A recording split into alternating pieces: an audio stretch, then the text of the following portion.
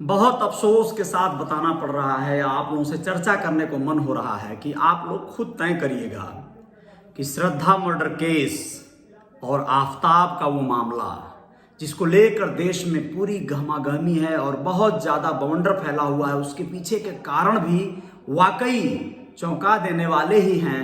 वाकई वो रहम के काबिल नहीं है, बहुत ज़्यादा हैवानियत का सबब दिया है उसने इस नई पीढ़ी को। नमस्ते, मैं अजय साहनी स्टार हूं और रियल रिपोर्टर न्यूज के आपके पेज पे स्वागत करता हूं।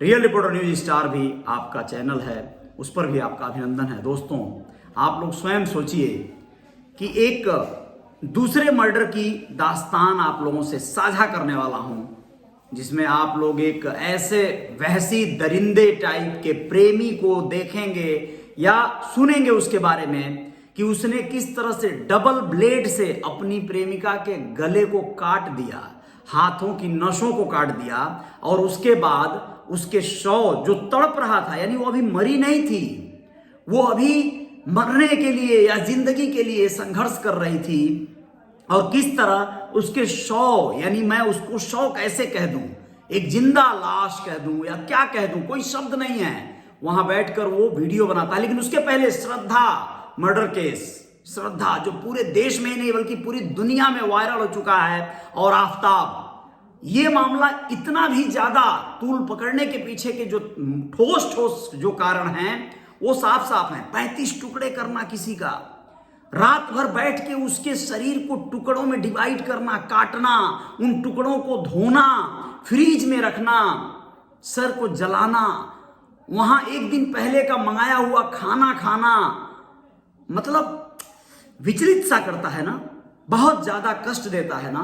लेकिन इन सारे कष्ट के पीछे आप लोगों को नहीं लगता कि जितना, मतलब वो तो माफी का छोड़िए, एक पल भी जो पुलिस इन्वेस्टिगेशन की वजह से उसको जीवित रखा गया है उसका भी हकदार नहीं है। ऐसे लोगों को मैं तो कहता हूं तुरंत के तुरंत सजा मिलनी चाहिए, लेकिन ऐसा हो नहीं पाएगा। कई लोगों ने तो ये भी कयास लगाया कि हमारे भारत के संविधान में जो लचीलापन है कि शव अगर न मिले तो संविधान या कानून हमारा कुछ बिगाड़ ही नहीं पाएगा, कातिल का स्वीकार करने के बाद भी उसकी सजा कम हो जाएगी या फिर सजा मिलेगी ही नहीं।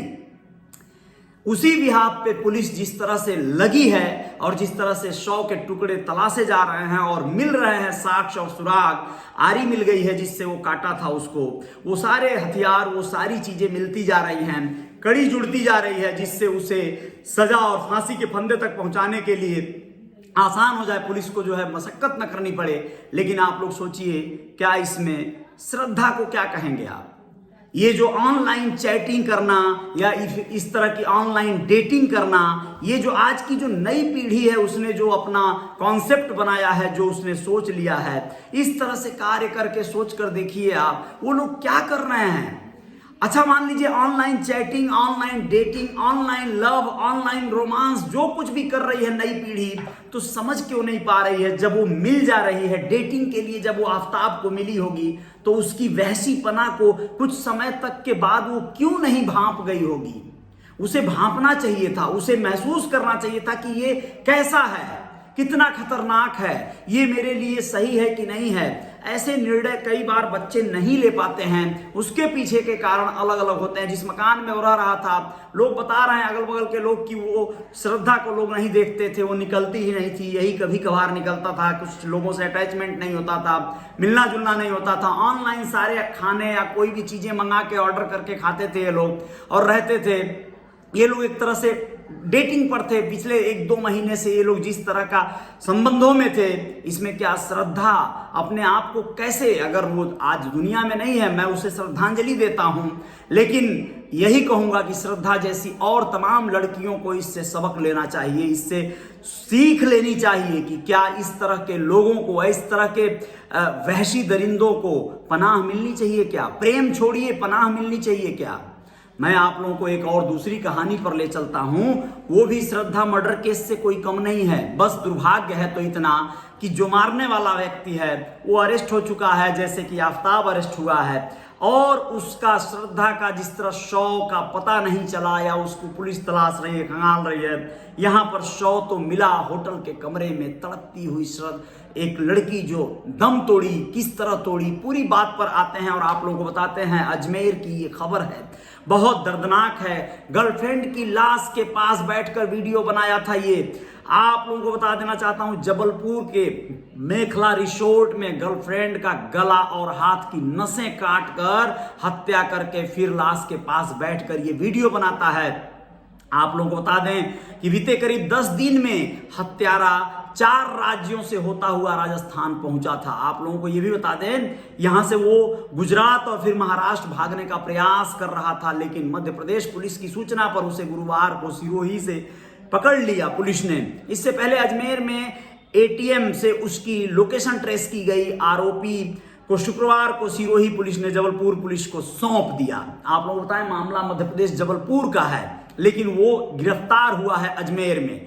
7 नवंबर को यह मामला हुआ था। गर्लफ्रेंड शिल्पा का मर्डर कर भागा हुआ हत्यारा हेमंत उर्फ अभिजीत जबलपुर से पहले चंडीगढ़ गया, इसके बाद वो हिमाचल और फिर दिल्ली होते हुए 17 नवंबर को अजमेर पहुंच गया। दोस्तों, अब आप लोग सोचिए किस तरह से वो अपनी लोकेशन बदल रहा था, क्या कर रहा था ये, पूरी बात पे आते हैं। आप लोग बताएं, यहाँ वो बस स्टैंड पर लगे एसबीआई के एटीएम से 20,000 रुपए निकाला था। यहीं से उसकी जानकारी बैंक के जरिए जबलपुर पुलिस को लगी थी। इसके बाद सूचना अजमेर पुलिस को दी गई थी और फिर हत्यारा इससे पहले की प्राइवेट बस से सिरोही की ओर निकल गया।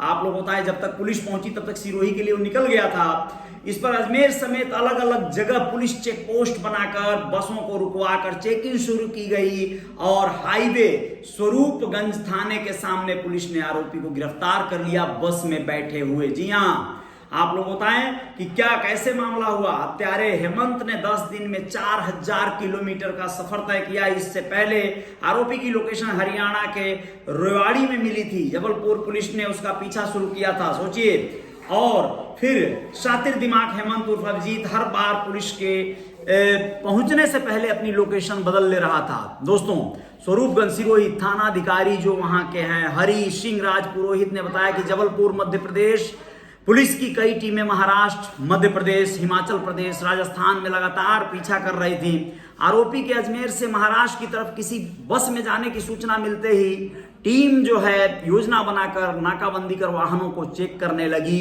और आरोपी को लग्जरी बस में से गिरफ्तार कर लिया गया। आप लोग बता दें कि 8 नवंबर दोपहर को शिल्पा का जो शव है खून से लथपथ बेड में एक तरह से होटल के कमरे में रजाई में लिपटा हुआ मिला था। दोस्तों, मेखला रिसोर्ट में मिला था, कमरा नंबर 5 में। और शिल्पा को गला और हाथों की नसों को काटकर तड़पा कर मारा गया था। पूरे हत्याकांड का वीडियो बनाकर सोशल मीडिया पर वायरल कर फरार हो गया था। ये सोचिए कितना भयानक कांड किया था। खैर, आफताब तो अपनी प्रेमिका के शव को छिपाने के लिए, उसे पूरी तरह से गायब करने के लिए जो हथकंडा अपनाया, इस वजह से उसे जितनी सजा मिले वो कम है। लेकिन इसने तो बकायदा वीडियो बनाया, अपने खतरनाक चेहरे को लोगों को दिखाया, अपने जो है स्वभाव को बताया कि मैं छोड़ूंगा नहीं, बेवफाई का बदला मर्डर होता है, ये होता है और न जाने क्या क्या। आप लोगों को बताएं कि हेमंत नासिक का रहने वाला है, वह फिलहाल जबलपुर में ही रह रहा था। हेमंत और शिल्पा मेखला रिसोर्ट में 6 नवंबर को पहुंचे थे। इस दिन तो वह रिसोर्ट में नजर भी आई थी 6 तारीख को, लेकिन 7 नवंबर को दिन भर दिखाई नहीं दी थी। इस बात का वीडियो वगैरह भी वहां पे सीसीटीवी जो फुटेज लगे हैं गलियारे में उसमें मिले हैं। दोस्तों, अभिजीत उर्फ हेमंत जबलपुर में हुए शिल्पा झारिया मर्डर केस में फरार चल रहा था। गिरफ्तारी के बाद 19 नवंबर को कोर्ट में पेशी के दौरान आरोपी को एक शख्स ने पुलिस के सामने थप्पड़ मार दिया। हालांकि पुलिस ने उसे धक्का देकर दूर कर दिया। उस व्यक्ति ने जिसने थप्पड़ मारा उसे, सोचिए, वो भी बड़ी हिम्मत करके मारा होगा, क्योंकि उसके ऊपर वो झुंझलाता हुआ चेहरा खौफजदा नजर गड़ाता है, एक खतरनाक अपराधी। सोचिए क्या महसूस किया होगा। आरोपी एक शातिर चोर है, उस पर महाराष्ट्र में चोरी के 37 मामले दर्ज हैं। पुलिस पूछताछ में आरोपी ने बताया कि शिल्पा का दूसरे मर्दों से बातचीत करना उसे बिल्कुल पसंद नहीं था, इसलिए प्लान बनाकर उसकी हत्या कर दी। अब सोचिए, कोई आदमी जब किसी को अपनी प्रेमिका या पत्नी बनाता है तो फिर उसके प्रति कितना ज़्यादा विश्वास और भरोसा करना पड़ता है, लेकिन उसका दूसरे लोगों से बातचीत करना, हम कहते हैं कि ऐसे लोग क्यों भूल जाते हैं, आफताब जैसे लोग या फिर हेमंत जैसे लोग, कि जिस विधा से उन लोगों ने इन लड़कियों तक पहुंचे, इन लोगों ने जिस तरह से उन लड़कियों को पटाया, तो क्या दूसरे लोग उन लड़कियों को अपनी ओर आकर्षित नहीं कर सकते? वो कैसे इस तरह के चरित्रवान होने का उन लोगों की उम्मीदें बढ़ जाती हैं कि वो बहुत ज्यादा चरित्रवान हो, क्योंकि इन लोगों ने तो खुद ही उन्हें चरित्रहीन बनाया है ना। तो आप लोग बता दें कि ये जो है 3 महीने पहले जबलपुर में फर्जी आधार कार्ड बनवाया था आरोपी। इसी आधार कार्ड से जबलपुर की अलग अलग होटल में रुकता था। इसमें उसने अपना नाम अभिजीत पाटीदार लिखा हुआ था दोस्तों, जो उसका असली नाम नहीं है। पुलिस पूछताछ में उसने अपना नाम हेमंत भदोड़े नासिक महाराष्ट्र का बताया पुलिस के लिए। अब ये भी जांच का विषय है कि आरोपी का आधार कार्ड किसने बनाया था।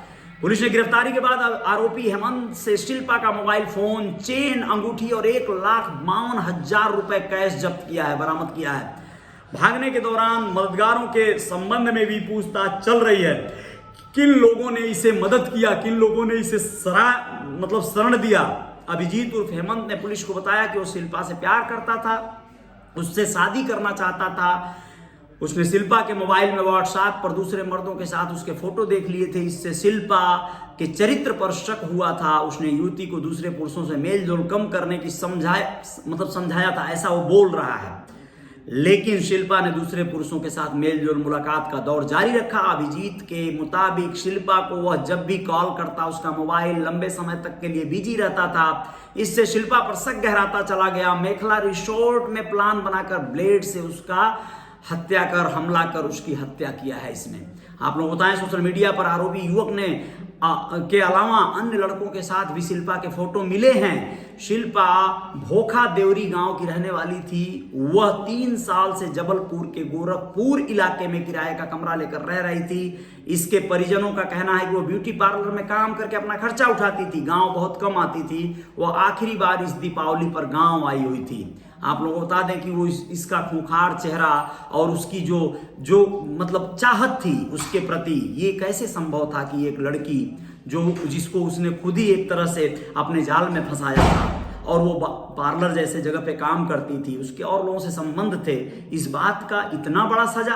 अजमेर में यह जो कुछ भी हुआ है ये बहुत दर्दनाक घटना है। ऐसी घटनाएं ना हो, लेकिन इसमें श्रद्धा वाला मैटर आता है। फिर से एक बार रिमाइंड होता है श्रद्धा और आफताब का। तो श्रद्धा वाला मैटर भी जिस तरह हुआ है, इसमें बेटियों को, लड़कियों को बहुत ज्यादा सबक लेने की जरूरत है कि जिसे आप जैसे ऑनलाइन मिलती हैं, फेसबुक पर मिल जाती हैं, ट्विटर पर मिल जाती हैं, किसी भी प्लेटफॉर्म पर मिल जाती हैं, उसके बारे में आप कुछ नहीं जानती।